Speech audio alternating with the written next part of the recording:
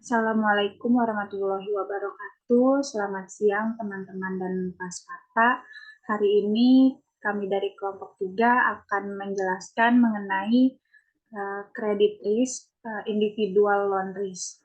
Kelompok 3 ini terdiri dari Nur Azizah dengan NIM 2020 12 11 053, lalu ada saya sendiri Askia Rifda Aulia dengan NIM 2020 12 11 055, lalu ada Eka Setiawati dengan NIM 2020 12 11 056 dan Nadia Akfa Nabila dengan NIM 2020 12 11 065.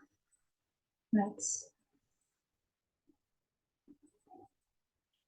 Yang pertama ada introduction. Next.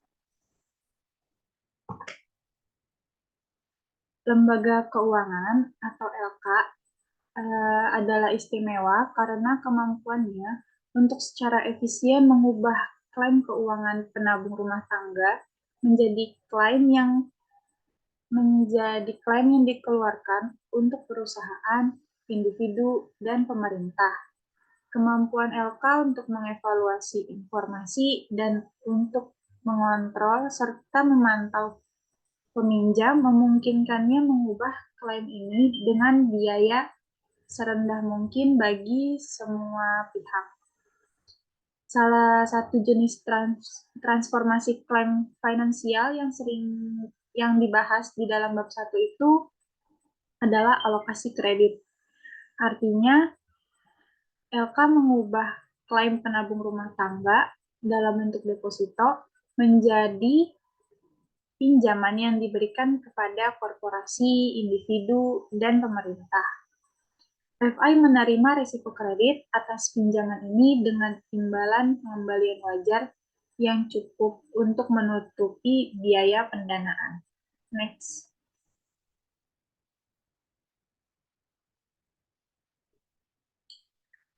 Pada bab ini, kami membahas berbagai pendekatan untuk menganalisis dan mengukur risiko kredit atau default pada individu pinjaman dan obligasi.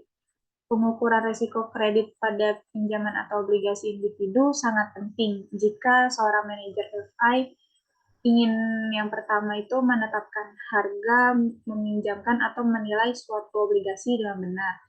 Dan yang kedua, menetapkan batasan yang sesuai atas jumlah kredit yang diberikan kepada satu peminjam atau eksposur kerugian yang diterimanya dari pihak lawan tertentu. Next.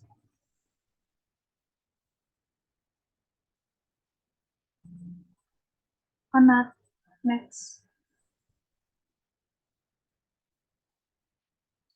Manajemen risiko kredit penting bagi manajer FI karena melibatkan penentuan beberapa fitur pinjaman atau instrumen utang, yaitu suku bunga, jatuh tempo, agunan, dan persyaratan lain. Proyek yang lebih beresiko memerlukan lebih banyak analisis sebelum pinjaman disetujui atau instrumen utang dibeli. Jika analisis risiko kredit tidak memadai, tingkat gagal bayar bisa lebih tinggi dan mendorong bank ke dalam kebangkrutan, terutama jika pasarnya kompetitif dan marginnya rendah. Memang prestasi dari satu pinjaman besar dapat berdampak signifikan terhadap nilai dan reputasi banyak LK. Next. Misalnya, total exposure bank-bank Amerika Serikat terhadap WorldCom pada saat kebangkrutan tahun 2002 adalah lebih dari 700 juta dolar. Kerugian dari kegagalan tunggal ini mengakibatkan penurunan laba per saham di JP Morgan sebesar 5 sen atau hampir 2%. Pada saat itu Bank One itu sekarang menjadi bagian dari JP Morgan Chase sebesar 3 sen atau 1%.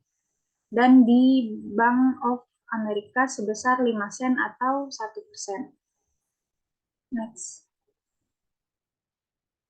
Demikian pula satu peristiwa ekonomi besar dapat menyebabkan kerugian pada banyak portofolio pinjaman LK. Misalnya pada tahun 2005, badai Katrina dan Rita menghasilkan lebih dari 1,3 miliar dolar pinjaman macet untuk bank-bank besar yang beroperasi di daerah yang dilanda badai. Dan tentu saja krisis pasar keuangan di akhir tahun 2000-an mengakibatkan kerugian terkait risiko kredit terbesar bagi lembaga keuangan Amerika Serikat.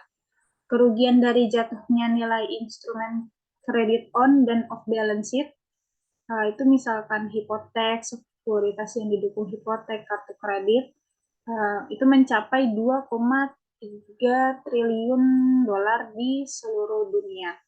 Dengan 1,6 triliun dolar berasal dari pinjaman dan aset yang berasal dari lembaga keuangan Amerika Serikat. Next. Selanjutnya akan membahas credit quality problem. Next. Selama 3 dekade terakhir, kualitas kredit dari banyak keputusan pinjaman dan investasi LK telah menarik banyak perhatian. Pada 1980-an, ada masalah besar dengan pinjaman bank ke negara-negara kurang berkembang, serta dengan penghematan dan pinjaman hipotek perumahan dan pertanian bank. Pada awal 90-an, perhatian beralih ke masalah pinjaman real estate komersial, yaitu di mana semua bank, penghematan, dan perusahaan asuransi terekspos, serta obligasi sampah dinilai sebagai sekuritas spekulatif atau kurang dari peringkat investasi oleh lembaga pemerintah obligasi seperti Moody's atau Standard & Poor's. Next. Pada akhir 90-an, kekhawatiran itu beralih ke pesatnya pertumbuhan pinjaman mobil dan kartu kredit berkualitas rendah, serta penurunan kualitas standar pinjaman komersial karena tunggakan pinjaman mulai meningkat. Pada akhir 90-an dan awal 2000-an, perhatian terfokus pada masalah dengan perusahaan telekomunikasi, perusahaan teknologi baru, dan berbagai negara berdaulat termasuk Argentina, Brazil, Rusia, dan Korea Selatan. Terlepas dari masalah kredit ini, kualitas kredit sebagian besar LK membaik sepanjang tahun 90-an. Misalnya untuk bank komersial yang diasuransikan oleh FDIC, rasio kredit masalah terhadap aset menurun secara signifikan dari tahun 92 hingga tahun 2000. Next.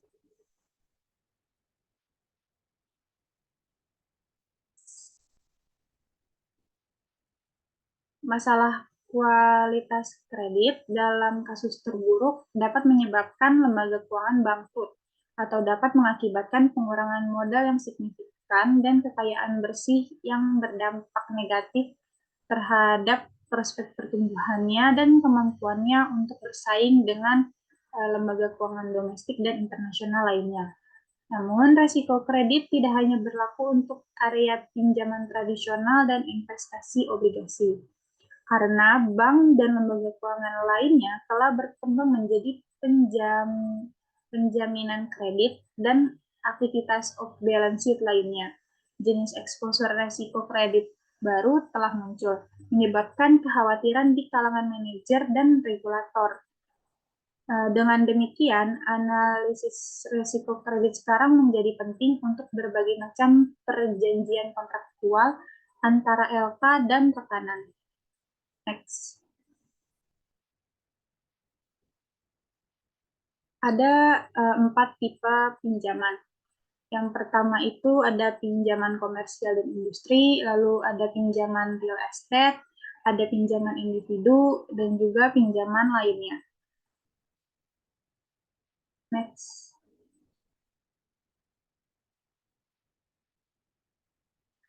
Yang pertama ini membahas pinjaman komersial dan industri. Secara tradisional, pinjaman komersial jangka pendek dengan jatuh tempo awal tahun awal 1 tahun atau kurang digunakan untuk membiayai kebutuhan modal kerja perusahaan dan kebutuhan pendanaan jangka pendek lainnya. Sedangkan pinjaman komersial jangka panjang itu digunakan untuk membiayai kebutuhan kredit yang memperpanjang lebih dari 1 tahun, seperti pembelian aset real, contohnya itu mesin, biaya awal usaha baru, dan peningkatan permanen dalam modal kerja. Mereka dapat dibuat dalam jumlah yang sangat kecil seperti $100.000 untuk usaha kecil atau dalam paket sebesar $10 juta atau lebih untuk perusahaan besar. Next.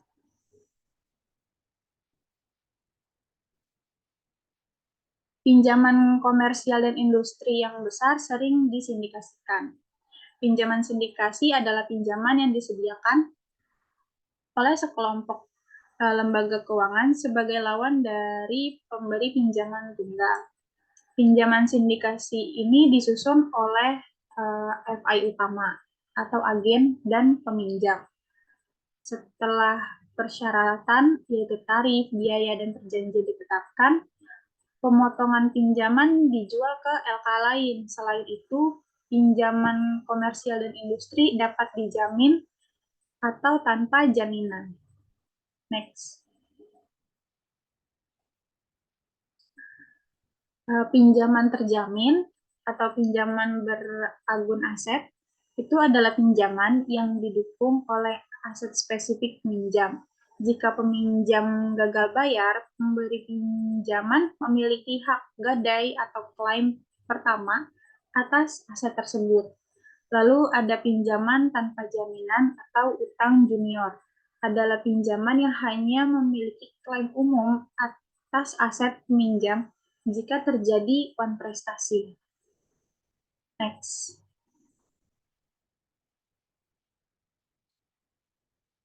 Selain itu, pinjaman komersial dapat dilakukan dengan tingkat bunga tetap atau mengambang. Pinjaman suku bunga tetap memiliki suku bunga yang ditetapkan pada awal periode kontrak. Tingkat ini tetap berlaku selama periode kontrak pinjaman, tidak peduli apa yang terjadi pada harga pasar. Misalnya, IBM meminjam $10 juta dengan suku bunga tetap 10% selama 1 tahun. Tapi biaya dana FI naik selama tahun itu.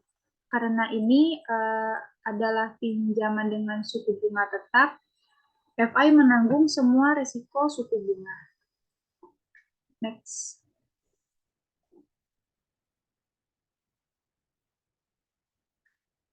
Inilah sebabnya mengapa banyak pinjaman memiliki persyaratan kontrak suku bunga mengambang, yaitu IBM meminjam $10 juta dengan tingkat bunga mengambang. Misalnya, LIBOR itu bertambah 5% selama 1 tahun. Suku bunga pinjaman dapat disesuaikan secara berkala sesuai dengan formula, sehingga sebagian besar risiko suku bunga dialihkan dari FI ke peminjam. Next. Dan terakhir, pinjaman dapat dilakukan secara langsung atau berdasarkan komitmen. Pinjaman spot dibuat oleh FI dan peminjam menggunakan atau segera mengambil seluruh jumlah pinjaman. Dengan komitmen pinjaman atau jalur kredit, pemberi pinjaman menyediakan sejumlah kredit, seperti $10 juta. Peminjam memiliki opsi untuk mengambil jumlah berapapun hingga $10 juta ini kapan saja selama periode komitmen. Dalam komitmen pinjaman suku bunga tetap, suku bunga yang harus dibayar pada setiap penghapusan ditetapkan saat kontrak komitmen pinjaman dimulai. Next.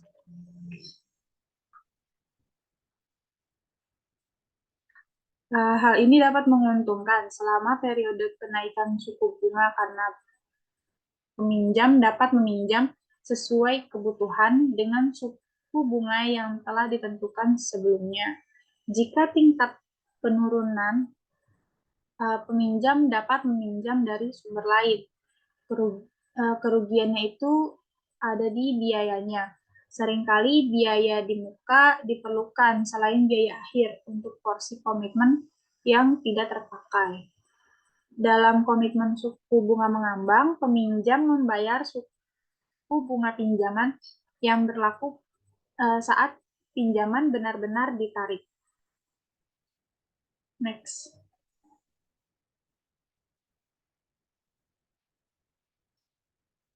Pinjaman komersial semakin berkurang pentingnya dalam portofolio pinjaman bank. Alasan utamanya adalah meningkatnya pengganti pinjaman non-bank, terutama surat berharga komersial. Kertas komersial adalah instrumen utang jangka pendek tanpa jaminan yang diterbitkan oleh korporasi baik secara langsung maupun melalui penjamin emisi kepada pembeli di pasar keuangan, seperti reksadana pasar uang. Dengan menggunakan kertas komersial, sebuah perusahaan dapat menghindari bank dan pasar pinjaman untuk mengumpulkan dana seringkali dengan tarif di bawah biaya bank tersebut. Next.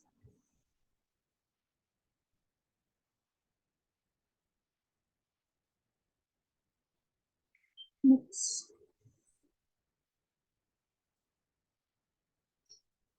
Selanjutnya akan dibacakan oleh Eka Setiawati. Selanjutnya itu yang kedua ada pinjaman real estate.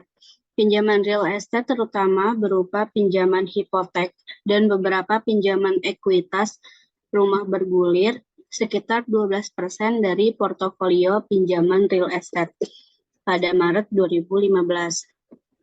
Bagi bank serta penghemat, hipotek perumahan masih merupakan komponen terbesar dari portofolio pinjaman real estate. Seperti pinjaman keadaan karakter pinjaman hipotek perumahan sangat berbeda. Karakteristik tersebut antara lain besarnya pinjaman, rasio pinjaman terhadap harga properti atau rasio harga pinjaman atau nilai pinjaman, dan jatuh tempo hipotek. Karakteristik penting lainnya adalah tingkat bunga hipotek atau komitmen dan biaya serta pungutan atas pinjaman, seperti komisi, diskon, dan poin yang dibayarkan oleh peminjam atau penjual untuk mendapatkan pinjaman. Next.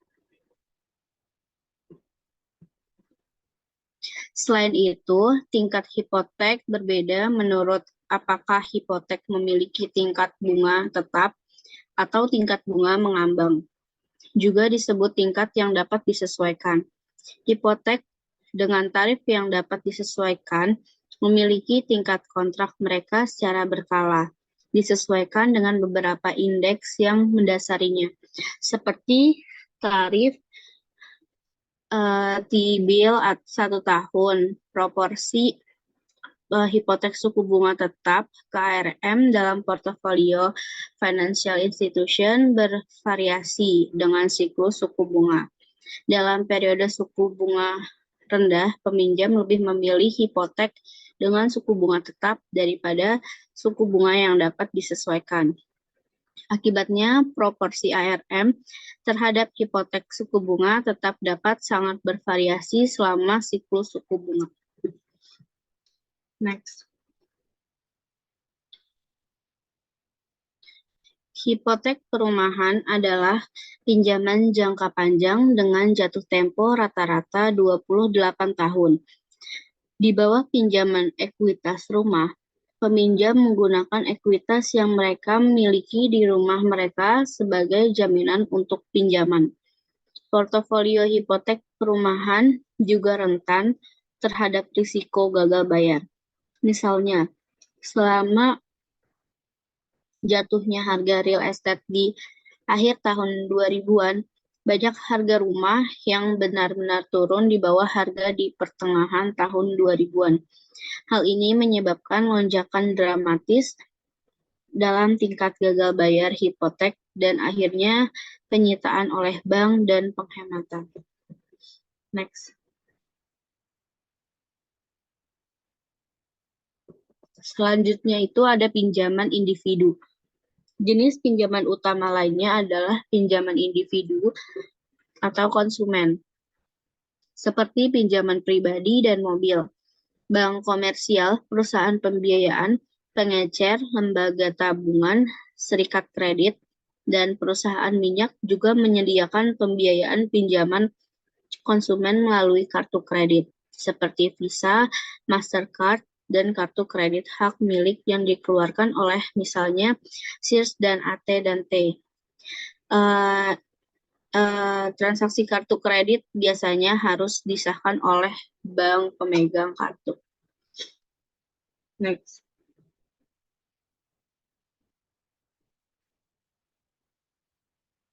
Kelompok utama lain dari pinjaman konsumen adalah pinjaman bergulir atau yaitu 26,4%, seperti hutang kartu kredit. Dengan pinjaman bergulir, peminjam memiliki batas kredit untuk menarik dan juga untuk membayar kembali sampai maksimum selama masa kontrak kredit. Dalam beberapa tahun terakhir, bank telah menghadapi tingkat biaya antara 4 dan 8% pada pinjaman kartu kredit mereka. Perhatikan khususnya bahwa pada bulan Oktober 2005, Undang-Undang Reformasi Kepailitan ditandatangani menjadi undang-undang. Next.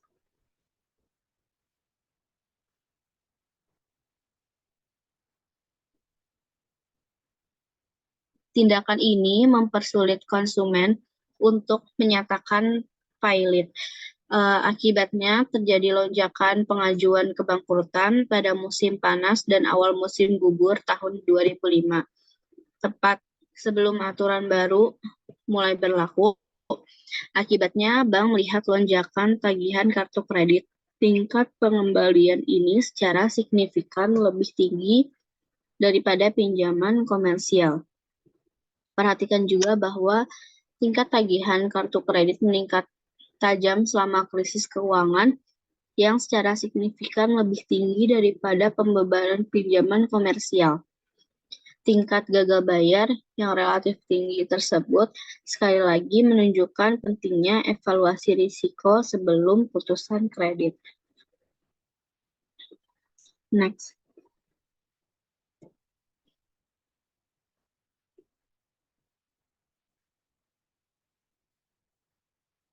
Tarif suku bunga untuk kartu kredit lebih besar daripada pinjaman lain yang memiliki agunan. Misalnya, kredit mobil dijamin dengan agunan atau mobil, sedangkan kredit kartu kredit tidak. Jadi, jika terjadi gagal bayar atas pinjaman mobil, financial institution dapat mengambil kepemilikan mobil tersebut untuk mengganti setidaknya sebagian dari bunga dan pembayaran pokok yang hilang. Jika terjadi gagal bayar atas pinjaman kartu kredit, financial institution tidak memiliki agunan yang tersedia untuk memulihkan pembayaran bunga dan pokok yang hilang. Oleh karena itu, financial institution membebankan tarif yang lebih tinggi pada pinjaman kartu kredit. Next.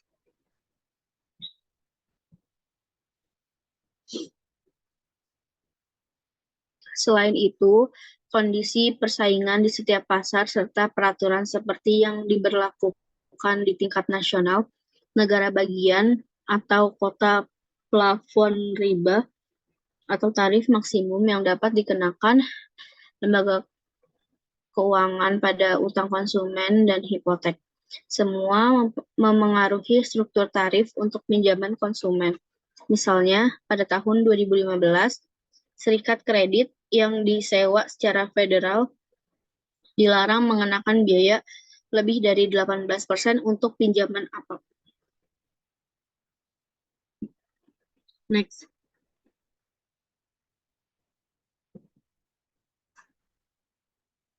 Selanjutnya ada pinjaman lainnya.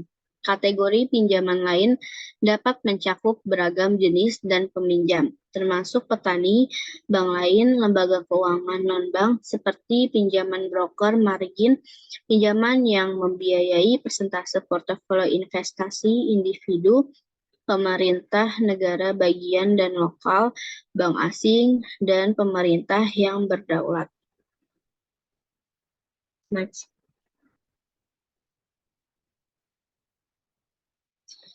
Selanjutnya membahas tentang calculating the return on a loan. Next.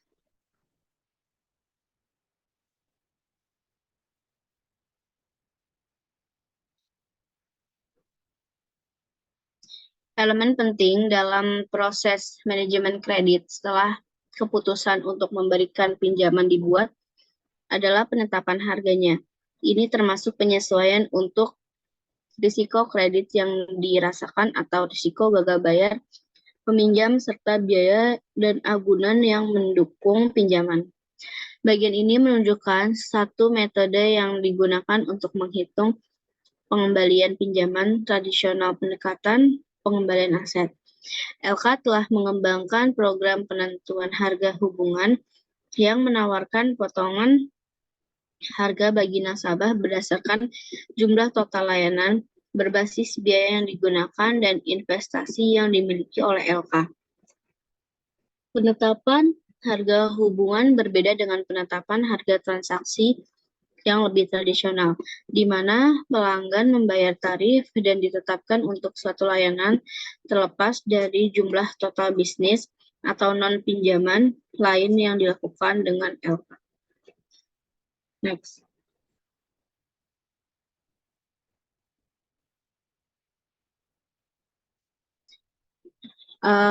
Pertama itu membahas the contractually promised return on loan.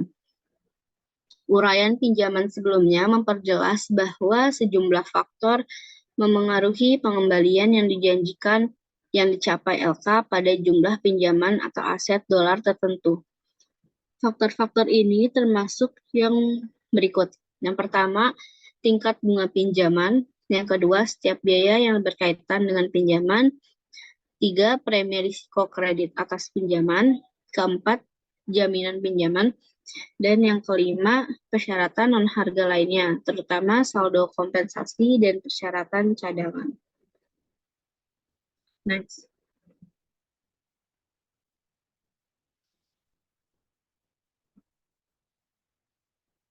Suku bunga pinjaman dasar atau BR dapat mencerminkan biaya modal rata-rata tertimbang financial institution atau biaya dana marginalnya, seperti tarif surat berharga komersial, tarif dana federal atau LIBOR, kurs penawaran antar bank London, yang merupakan kurs pinjaman dolar antar bank dengan jatuh tempo tertentu atau euro dolar. Pusat pasar euro dolar adalah London. Awalnya sebagian besar pinjaman bisnis tingkat variabel terkait dengan tingkat dana Fed Amerika Serikat. Namun pertumbuhan yang luar biasa dari pasar euro dolar yang telah mengakibatkan LIBOR menjadi tingkat standar di mana suku bunga pinjaman ini sekarang dihargai. Next.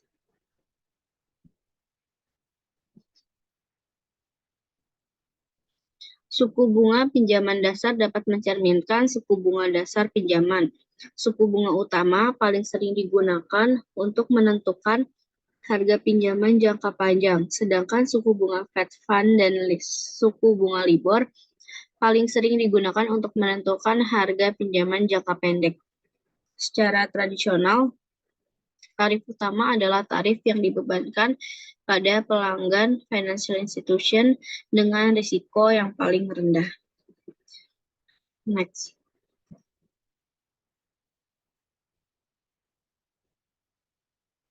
Biaya dan biaya langsung dan tidak langsung yang berkaitan dengan pinjaman umumnya terbagi dalam 3 kategori. Yang pertama, biaya organisasi pinjaman dari dibebankan kepada peminjam untuk memproses aplikasi. Yang kedua, persyaratan saldo kompensasi untuk disimpan sebagai deposito, umumnya tanpa bunga. Saldo kompensasi adalah persentase pinjaman yang tidak dapat digunakan secara aktif oleh peminjam untuk pengeluaran. Sebaliknya, saldo ini harus disimpan di financial institution. Yang ketiga, persyaratan cadangan atau RR yang dikenakan oleh Federal Reserve pada giro financial institution, khususnya lembaga penyimpanan termasuk saldo kompensasi. Next.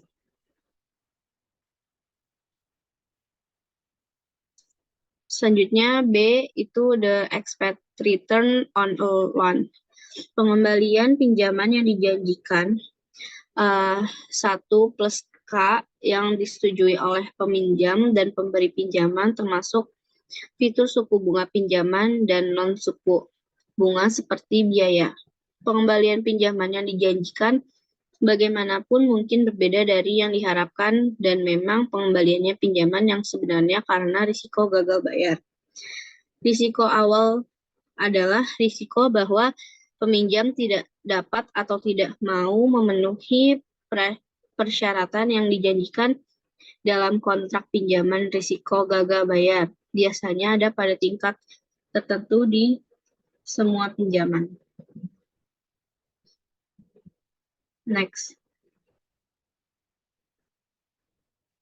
Jadi pada saat pinjaman dilakukan, pengembalian yang diharapkan E kali R per dolar yang dipinjamkan terkait dengan pengembalian yang dijanjikan sebagai berikut. 1 plus E kali R sama dengan P kali 1 plus K plus 1 min B kali 0. Di mana P itu yaitu probabilitas pelunasan penuh pinjaman sehingga LK menerima pokok bunga seperti yang dijanjikan. 1 minus P yaitu probabilitas di default di mana financial institution tidak menerima apapun, yaitu 0. Next. Mengatur ulang persamaan ini, kita mendapatkan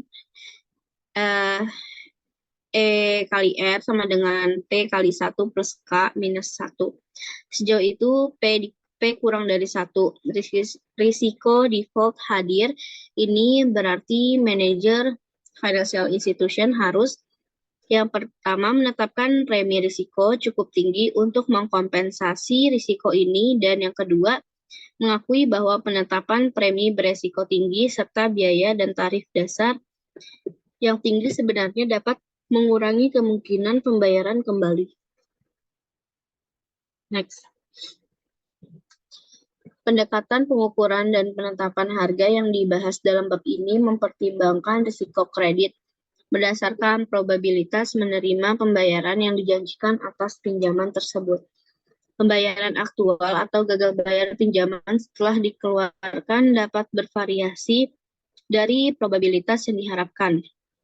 Secara umum, dibandingkan dengan pinjaman grosir, misalnya keadaan dimensi kualitas lebih mengontrol perbedaan risiko kredit pada pinjaman eceran, misalnya konsumen, daripada dimensi harga.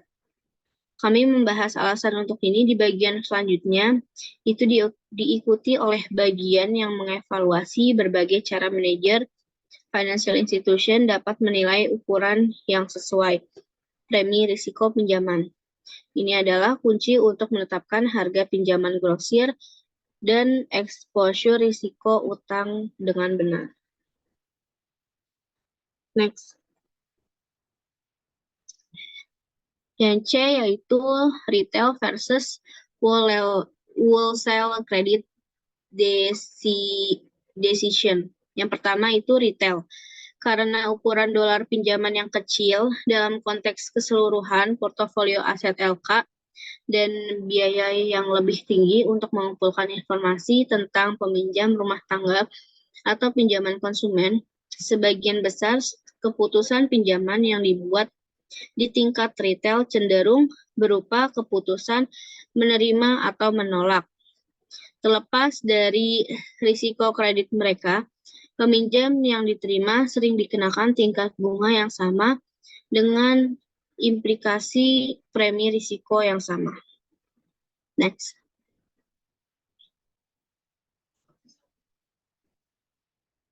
Dalam terminologi keuangan, pelanggan retail atau pinjaman konsumen lebih cenderung disortir atau dijatah berdasarkan batasan jumlah pinjaman daripada berdasarkan perbedaan harga atau suku bunga.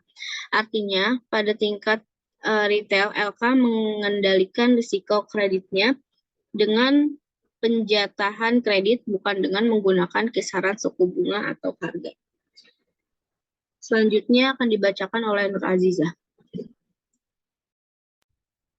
Selanjutnya ada wholesale. Berbeda dengan tingkat eceran, pada tingkat grosir, LK menggunakan suku bunga dan kuantitas kredit untuk mengendalikan resiko kredit. Jadi ketika LK mengutip suku bunga pinjaman utama atau BR kepada peminjam K dan L, peminjam dengan bawah suku bunga pinjaman utama. Peminjam beresiko tinggi dikenakan markup pada suku bunga utama dan premi resiko kredit atau gagal bayar untuk mengkompensasi financial institution atas resiko kredit tambahan yang terlibat. Next.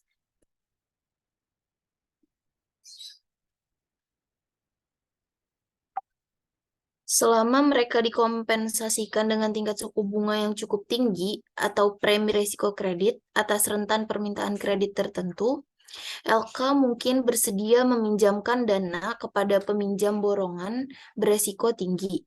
Namun, seperti yang telah dibahas sebelumnya, peningkatan suku bunga pinjaman atau K dapat menurunkan probabilitas atau P bahwa peminjam akan membayar pengembalian yang dijanjikan. Misalnya, seorang peminjam dikenai biaya 15% untuk suatu pinjaman suku bunga utama untuk suatu pinjaman. Suku bunga utama 6% ditambah premi risiko kredit sebesar 9%. Mungkin dapat melakukan pembayaran pinjaman yang dijanjikan hanya dengan menggunakan dana tersebut untuk diinvestasikan pada tingkat tinggi. Investasi beresiko dengan peluang kecil mendapatkan hasil yang besar. Next.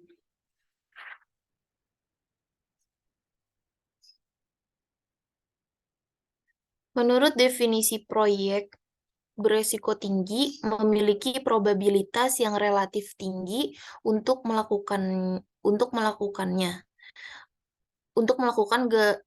gagal untuk mewujudkan hasil yang besar. Jika pembayaran besar tidak terwujud, peminjam mungkin harus gagal membayar pinjaman.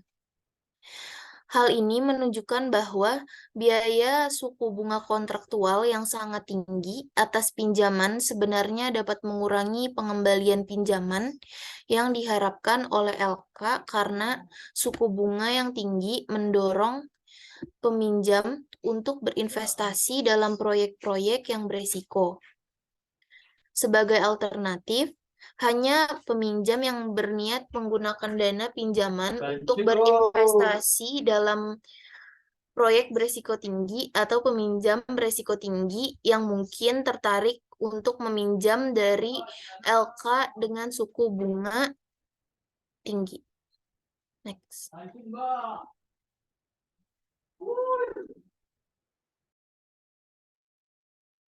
Dengan suku bunga yang dijanjikan, kontrak yang rendah atau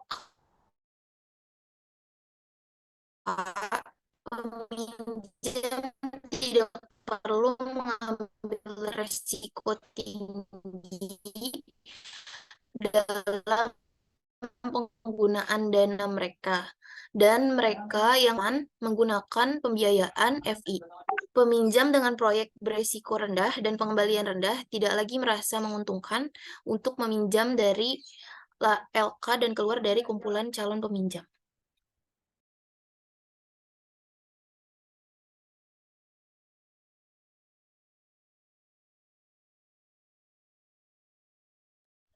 Selanjutnya, measurement of credit risk.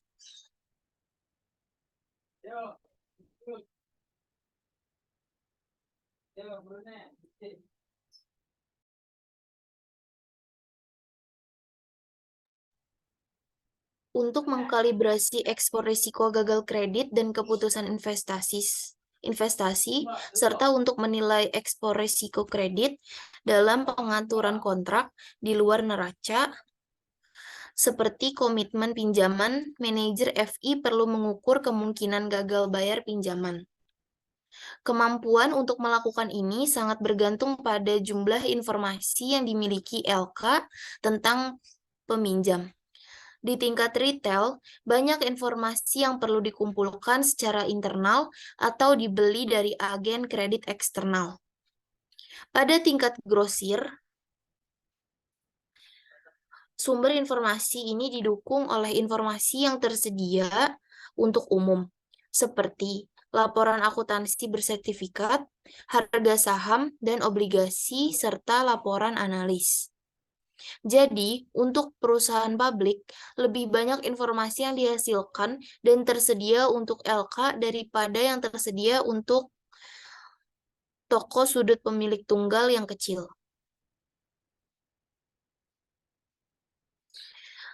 Pada prinsipnya, LK dapat menggunakan metode dan model yang sangat mirip untuk menilai probabilitas gagal bayar obligasi dan pinjaman.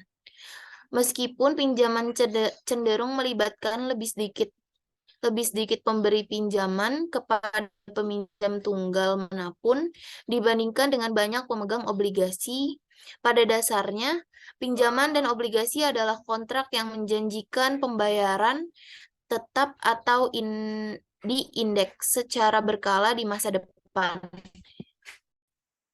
Pinjaman dan obligasi berdiri di depan pemegang ekuitas perusahaan peminjam dalam hal prioritas klaim mereka jika terjadi kesalahan.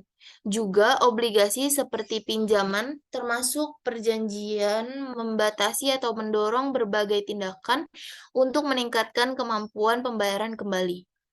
Perjanjian dapat mencakup batasan pada jenis dan jumlah utang baru, investasi, dan penjualan aset yang dapat dilakukan oleh peminjam selama pinjaman atau obligasi belum dilunasi.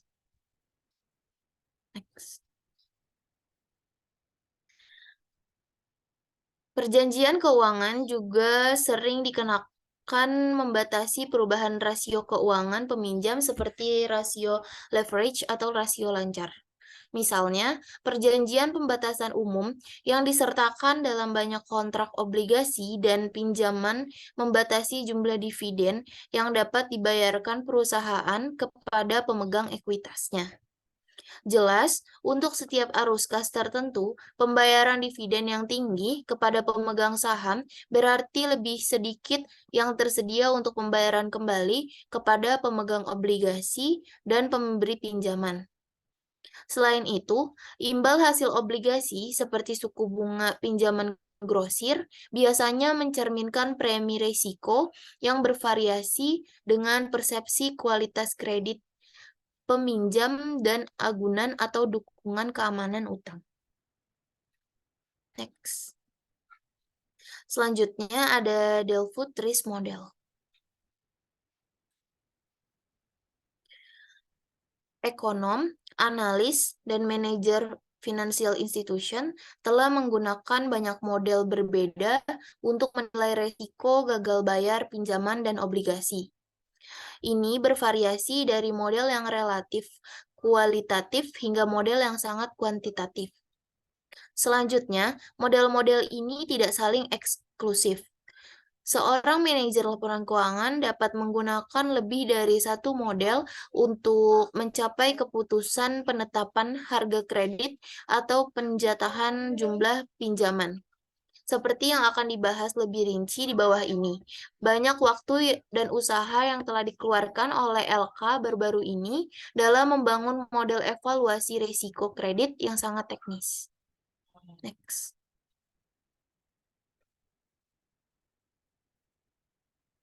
Yang pertama ada kualitatif model. Dengan tidak adanya informasi yang tersedia untuk umum tentang kualitas peminjam, manajer LK harus mengumpulkan informasi dari sumber pribadi seperti arsip kredit dan simpanan dan atau membeli informasi tersebut dari sumber eksternal seperti lembaga pemeringkat kredit. Informasi ini membantu manajer membuat penilaian berdasarkan informasi tentang kemungkinan gagal bayar peminjam dan memberi harga pinjaman atau utang dengan benar. Secara umum, jumlah informasi yang terkumpul bervariasi dengan ukuran potensi paparan utang dan biaya penagihan. Namun, sejumlah faktor kunci termasuk ke dalam keputusan kredit. Ini termasuk yang pertama, khusus peminjam, faktor-faktor yang istimewa bagi peminjam individu, dan khusus pasar faktor yang berdampak pada semua pinjaman pada saat keputusan kredit. Manajer financial institution kemudian menimbang faktor-faktor ini secara subjektif untuk mengambil keputusan kredit secara keseluruhan. Next.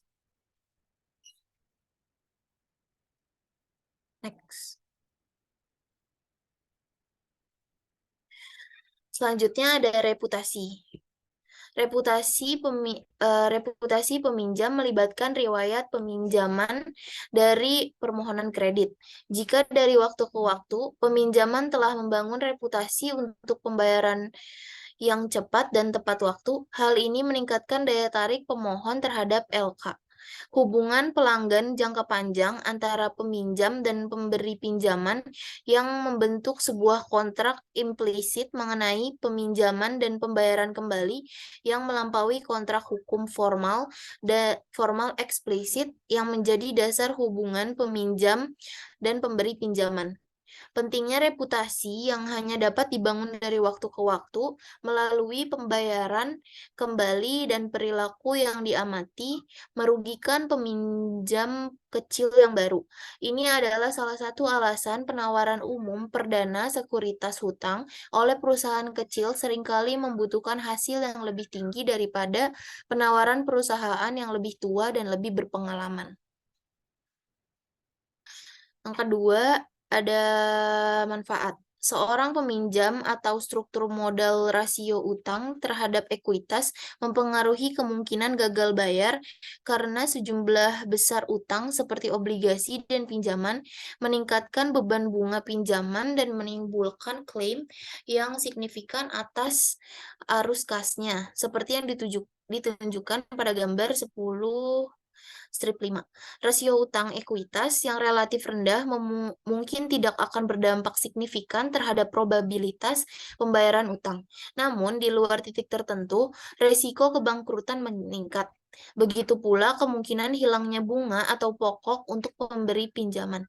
Dengan demikian, perusahaan dengan leverage tinggi mungkin merasa perlu membayar premi risiko yang lebih tinggi atas pinjaman mereka jika tidak dijatah sejak awal. Selanjutnya ada volatilitas penghasilan. Seorang peminjam manfaat atau struktur modal rasio utang terhadap ekuitas mempengaruhi gagal bayar karena sejumlah besar hutang seperti obligasi dan pinjaman, meningkatkan beban bunga pinjaman dan menimbulkan klaim yang signifikan atas arus kasnya, seperti yang ditunjukkan pada gambar 10/5. Rasio utang ekuitas, selanjutnya ada jaminan. Next. Fitur utama dalam keputusan pemberian pinjaman dan penentuan harga pinjaman adalah tingkat agunan atau aset yang mendukung keamanan pinjaman. Banyak pinjaman dan obligasi didukung oleh aset tertentu seandainya peminjam gagal membayar kewajiban pembayaran. Obligasi hipotek memberikan pemegang obligasi klaim pertama atas beberapa properti tertentu dari peminjam. Biasanya, mesin atau bangunan surat utang memberi pegangan obligasi klaim yang lebih umum dan lebih beresiko atas aset peminjam. Surat utang subordinasi bahkan lebih beresiko karena klaim mereka atas aset pinjaman yang gagal bayar lebih rendah daripada pemegang obligasi hipotek dan surat utang. Selanjutnya ada siklus bisnis. Posisi ekonomi dalam fase siklus bisnis sangat penting bagi LK dalam menilai kemungkinan gagal bayar peminjam. Misalnya, selama resesi, perusahaan di sektor barang tahan lama yang memproduksi mobil, lemari es, atau rumah berkinerja buruk dibandingkan dengan perusahaan di sektor barang tidak tahan lama yang memproduksi pakaian dan makanan. Orang mengurangi kemewahan selama resesi, tetapi cenderung tidak mengurangi kebutuhan seperti makanan. Dengan demikian, peminjam korporasi di sektor barang konsumsi tahan lama ekonomi sangat rentan terhadap resiko gagal bayar karena kekhawatiran siklus. LK lebih cenderung meningkatkan tingkat penjatahan kredit relatif dalam fase resesi. Hal ini memiliki konsekuensi yang sangat merugikan bagi peminjam kecil dengan akses terbatas atau tanpa akses ke pasar kredit alternatif seperti pasar kertas komersial. Next. Faktor selanjutnya ada tingkat suku bunga. Suku bunga yang tinggi menunjukkan tindakan kebijakan moneter yang ketat oleh Federal Reserve. LK tidak hanya mencari dana untuk membiayai keputusan pemberian pinjaman mereka yang lebih langka dan lebih mahal, tetapi juga menyadari bahwa suku bunga yang tinggi berkorelasi dengan resiko kredit yang lebih tinggi secara umum. Seperti telah dibahas sebelumnya, tingkat suku bunga yang tinggi dapat mendorong peminjam untuk mengambil resiko yang berlebihan dan atau mendorong hanya nasabah yang paling beresiko untuk meminjam. Next.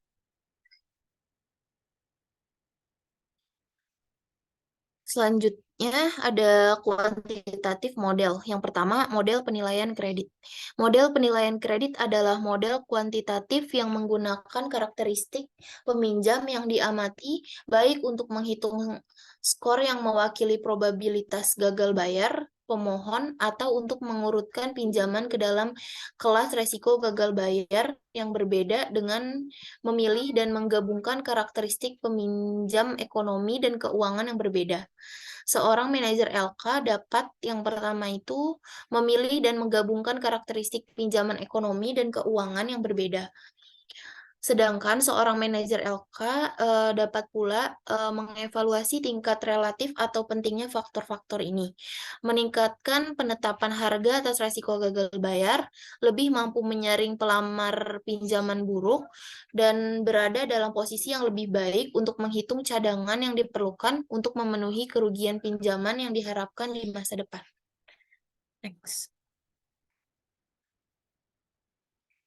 Selanjutnya akan dilanjutkan oleh Nadia Alfa.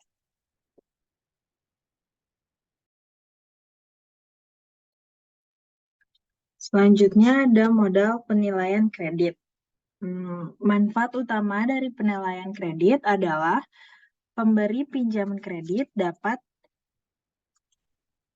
lebih akurat memprediksi kinerja peminjam tanpa harus menggunakan lebih banyak sumber daya. Menggunakan model ini berarti lebih sedikit default dan penghapusan untuk pemberi pinjaman. Untuk menggunakan model penilaian kredit, manajer harus mengidentifikasi ukuran resiko keuangan, resiko ekonomi, dan keuangan yang objektif untuk setiap kelas peminjam tertentu. Untuk utang konsumen, karakteristik objektif dalam model penilaian kredit mungkin mencakup pendapatan aset, usia, pekerjaan, dan lokasi. Untuk utang komersial, informasi arus kas dan rasio keuangan seperti rasio utang ekuitas biasanya merupakan faktor kunci. Setelah data diidentifikasi, teknik statistik mengkuantifikasi atau skor probabilitas risiko default atau klarifikasi risiko default. Model penilaian kredit. Model penilaian kredit mencakup 3 jenis luas ini. Yang pertama, model probabilitas linear. Model probabilitas linear menggunakan data masa lalu, seperti risiko keuangan, sebagai masukan ke dalam model untuk menjelaskan pengalaman pembayaran pinjaman lama. Kepentingan relatif dari faktor-faktor yang digunakan dalam menjelaskan kinerja pembayaran di masa lalu, kemudian memperkirakan probabilitas pembayaran pinjaman baru. Artinya, faktor-faktor yang menjelaskan kinerja pembayaran di masa lalu dapat digunakan untuk menilai P. Probabilitas pelunasan yang dibahas sebelumnya dalam bab ini. Masukan utama dalam menetapkan premi kredit atas suatu pinjaman atau menentukan jumlah yang akan dipinjamkan dan probabilitas gagal bayar atau PD. Yang kedua ada model logit dan yang ketiga ada analisis diskriminan linear. Sementara model probabilitas linear dan logit memproyeksi nilai untuk probabilitas gagal bayar yang diharapkan jika pinjaman dilakukan. Model diskriminan membagi peminjam menjadi kelas risiko gagal bayar tinggi atau rendah, tergantung pada karakteristik yang diamati atau XJ. Mirip dengan model probabilitas linear, model diskriminan linear menggunakan data masa lalu sebagai input ke dalam model untuk menjelaskan pengalaman pembayaran pinjaman lama.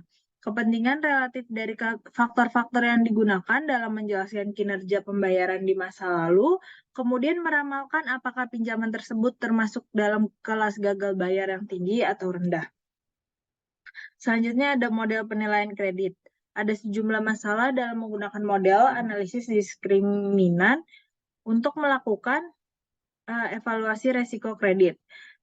Masalah pertama adalah bahwa model ini biasanya hanya membedakan antara dua kasus ekstrim dari perilaku peminjam. Tidak ada default dan default. Di dunia nyata, terdapat berbagai gradasi gagal bayar, mulai dari tidak terbayarnya atau keterlambatan pembayaran bunga atau non-performing asset, hingga gagal bayar langsung atas semua pembayaran bunga dan pokok yang dijanjikan. Masalah ini menunjukkan bahwa penyortiran yang lebih akurat atau terkalibrasi dengan baik di antara peminjam mungkin memerlukan pendefinisian lebih banyak kelas dalam model analisis diskriminan. Yang masalah kedua, bahwa tidak ada alasan ekonomi yang jelas untuk memperkirakan bahwa bobot dalam fungsi diskriminan atau secara lebih umum, bobot dalam model penilaian kredit manapun akan konstan selama periode yang sangat singkat. Selanjutnya, model analisis diskriminasi sangat sensitif terhadap bobot variabel yang berbeda. Karena industri yang berbeda memiliki karakteristik operasi yang berbeda. Tidak ada alasan bahwa fungsinya tidak sama untuk industri yang berbeda. Di pasar retail, demografi pasar memainkan peran besar dalam nilai bot. Yang kedua, selanjutnya ada model penilaian kredit. Masalah ketiga, bahwa model-model ini mengabaikan faktor-faktor yang penting yang sulit dihitung yang mungkin memainkan peran penting dalam keputusan default atau tidak ada default. Misalnya reputasi peminjam dalam sifat hubungan peminjam pemberi pinjaman jangka panjang dapat menjadi karakteristik khusus peminjam yang penting.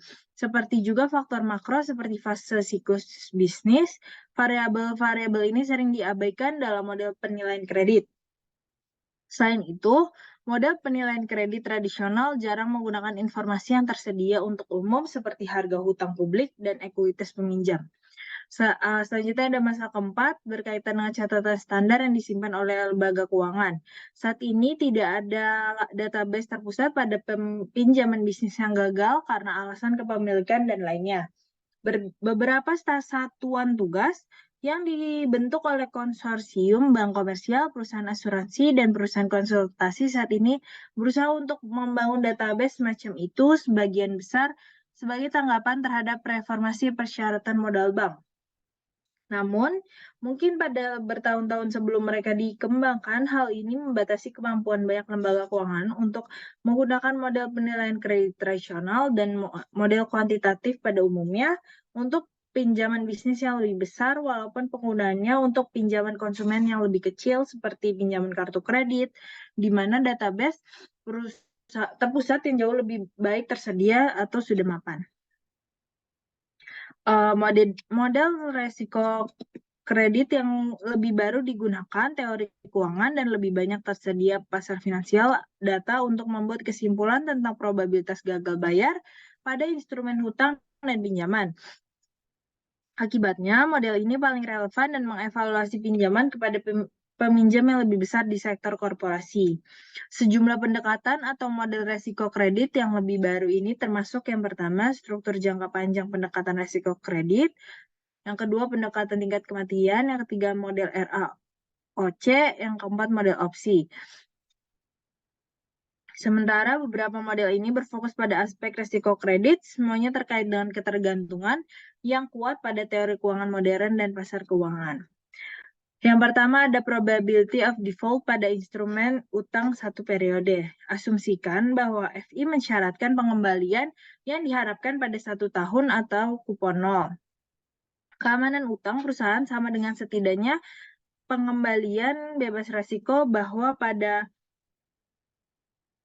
strip treasury pada 1 tahun atau kupon 0 membiarkan P menjadi probabilitas bahwa hutang perusahaan akan dilunasi secara penuh. Oleh karena itu, 1 min P adalah probabilitas default. Jika peminjam one prestasi, FI untuk saat ini diasumsikan tidak mendapatkan apa-apa, yaitu tingkat pengembalian 0 atau kerugian yang diberikan one prestasi adalah 100%.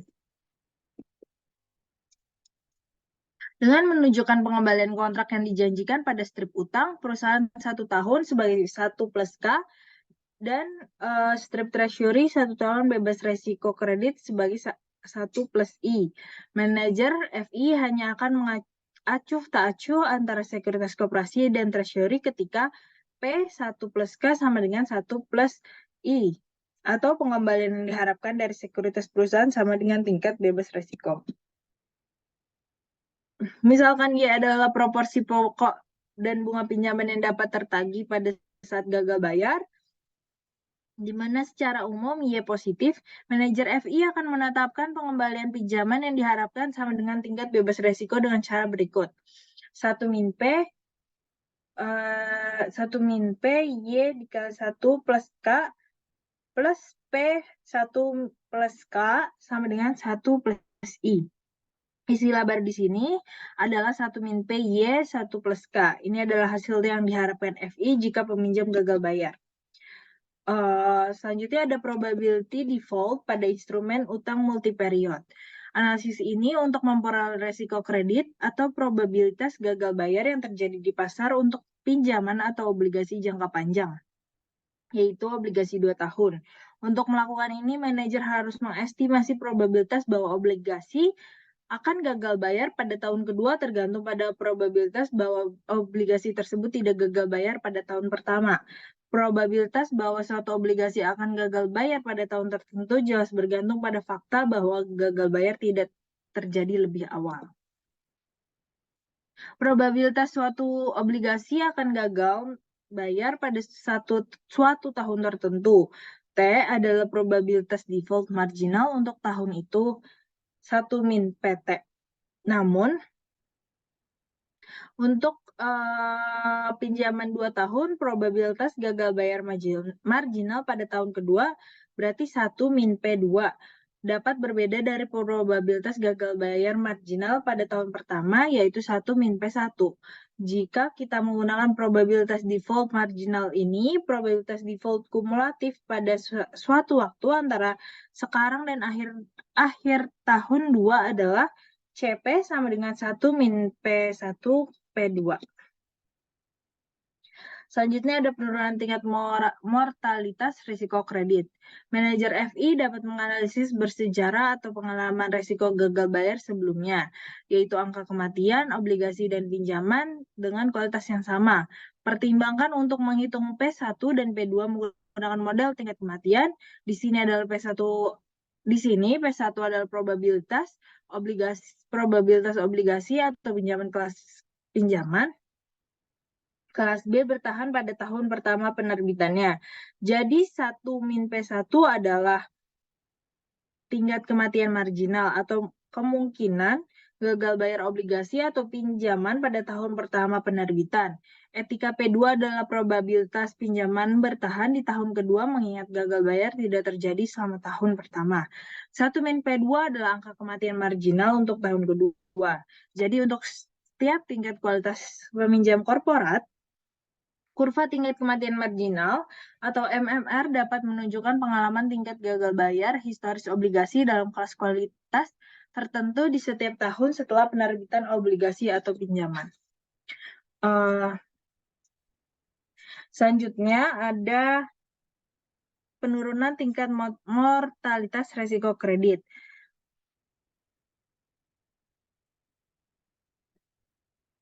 Suatu pinjaman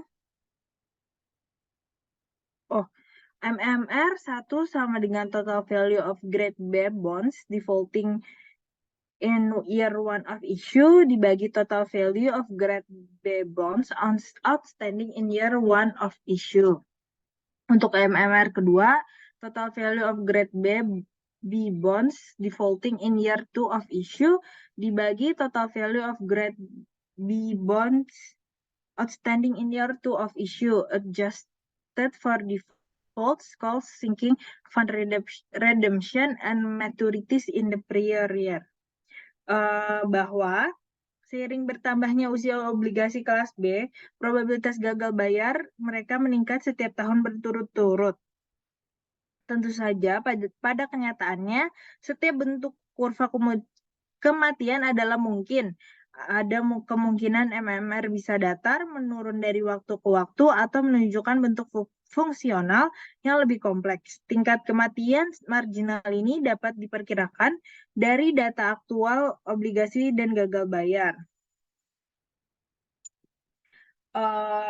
Model RAOC. Model yang digunakan untuk mengevaluasi dan menentukan harga risiko kredit berdasarkan data pasar adalah model RAOC. Pembilang persamaan RAOC adalah laba bersih atas pinjaman tersebut. Selanjutnya, daripada membagi pendapatan pinjaman tahun dengan aset yang dipinjamkan, ini dibagi dengan beberapa ukuran risiko aset atau pinjaman atau yang sering disebut dengan model beresiko karena kerugian pinjaman atau pinjaman harus dihapuskan terhadap modal lembaga keuangan.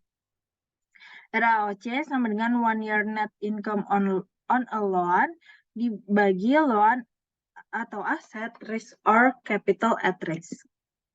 Yang selanjutnya ada menggunakan durasi untuk memperkirakan risiko pinjaman.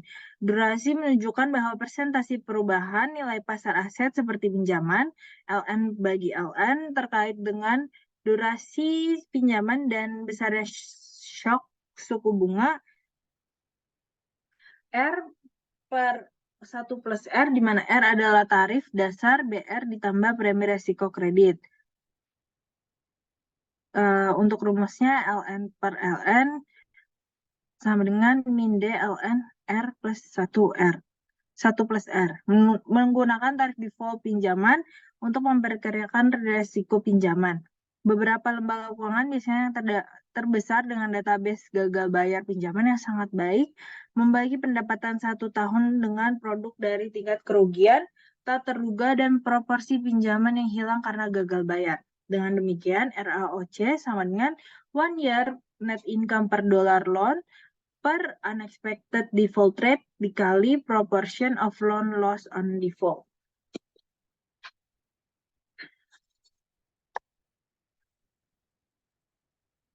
Selanjutnya ada model opsi risiko default, pembayaran peminjam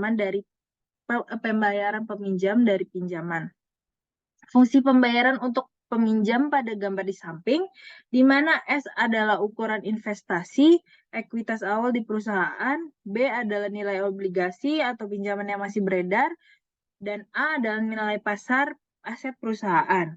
Suatu pinjaman disetujui hanya jika RAOC relatif cukup tinggi terhadap pengembalian patokan atas modal ROE untuk FI, di mana ROE mengukur pengembalian yang membutuhkan pemegang saham atas investasi ekuitas mereka di FI.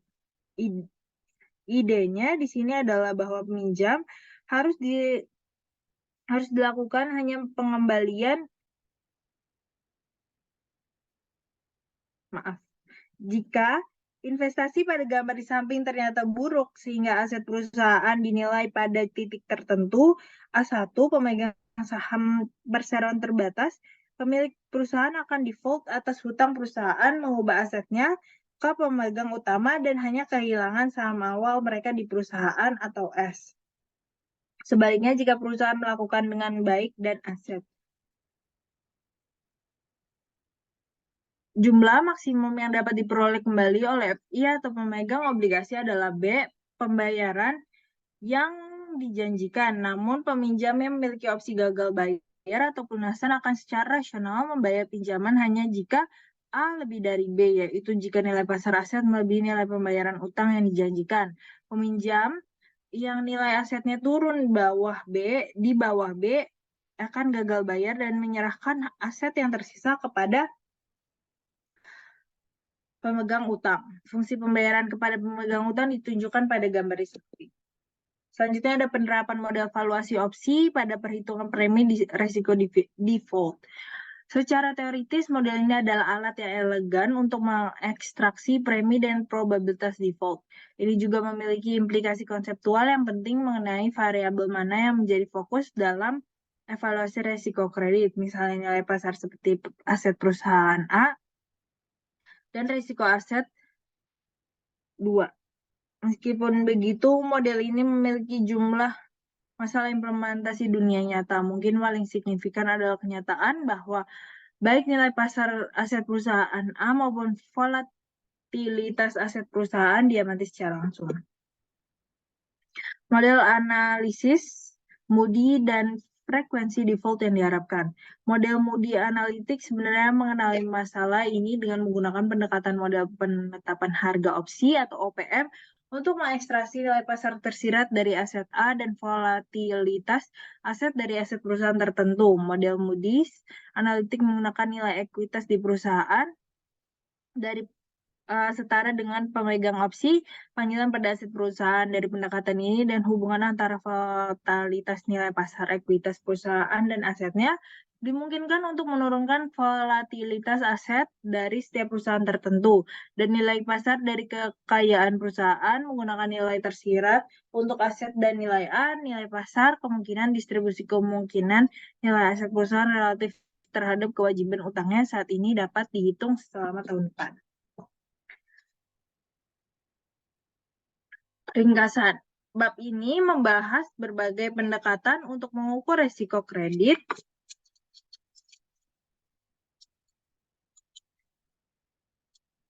atau default pada pinjaman individual atau obligasi, berbagai jenis pinjaman yang diberikan oleh LK dan beberapa karakteristik dasarnya diperiksa terlebih dahulu pengembalian yang diharapkan dan dari pinjaman terbukti bergantung pada faktor-faktor seperti biaya originasi, saldo kompensasi, suku bunga, dan jatuh tempo. Berbagai model untuk menilai resiko gagal bayar mencakup model kualitatif dan kuantitatif.